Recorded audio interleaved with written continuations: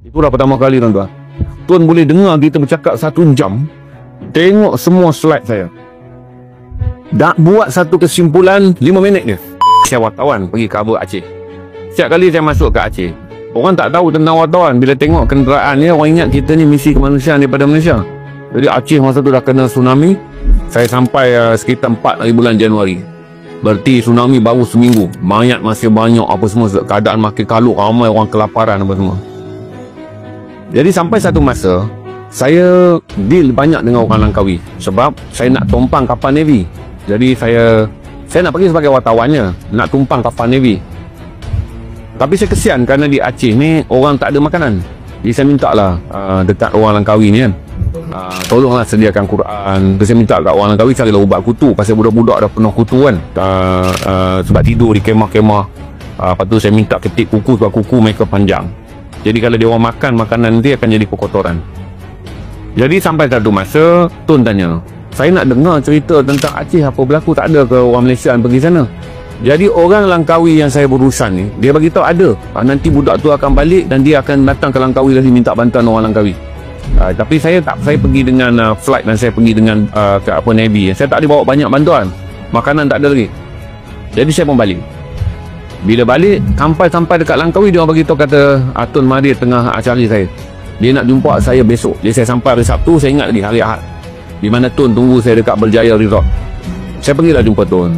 Masa itulah kali di mana saya pengalaman kali pertama jumpa Tun balik. Dan kadang dia bekas Perdana Menteri, dia adalah dia adalah pengusia Yayasan Perdana Menteri. Jumpa dalam rumah saya, Tun, Dr. Siti Asma, ADC Tun dan orang yang recommend saya jumpa Tun. Jadi saya adalah ambil gambar banyak, transfer ke laptop.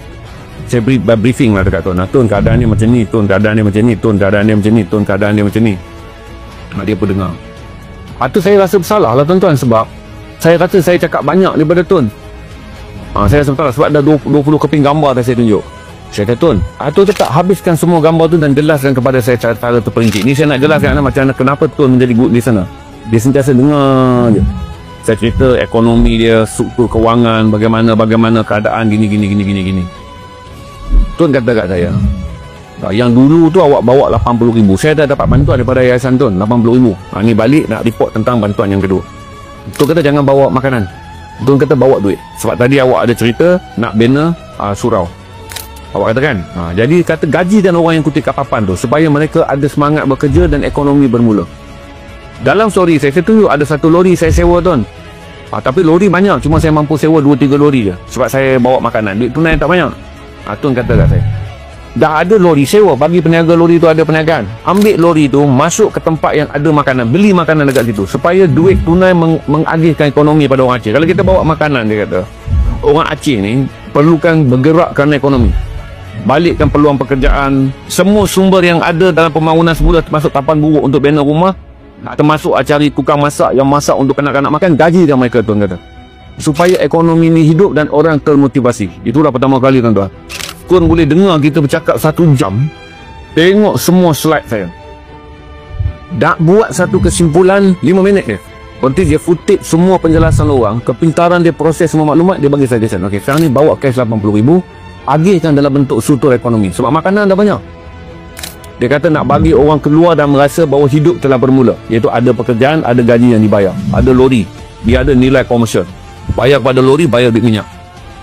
Maka itulah saya pindahkan dengan menghidupkan makanan dah terlampau banyak dihantar oleh dunia di Bandar Aceh.